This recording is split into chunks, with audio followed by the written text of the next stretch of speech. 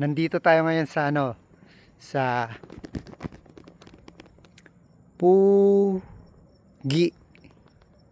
Pugi. Pugi. Nandito tayo sa Pugi.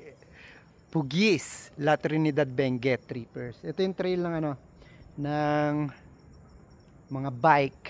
Yung nagbabike trail trippers. Tapos itong daan naman na to, ito yung sa mga walking or jogging, itong area na to. So doon yung entrance at ito yung so walang bayad dito trippers, kaya respeto din sa mga pupunta dito. Respetuhin nyo yung lugar, huwag yung dudungisan, dudumihan o babalahurain tulad ng iba na may nakita tayo doon na may nagkalat doon sa area doon.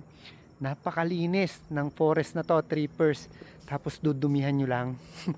Kung ganyan yung ugali nyo, wag na lang kayo pumasyal, pumunta dito.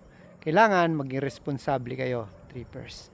Tulad ko, hindi ako nagkakalat, nagpipicture lang. Ayan o. Diba? Para naman maging malinis at maging maganda pa rin yung yung mga pinapasyalan natin lugar trippers. At hindi lang yun, hindi tayo makakaperwisyo ng ibang tao.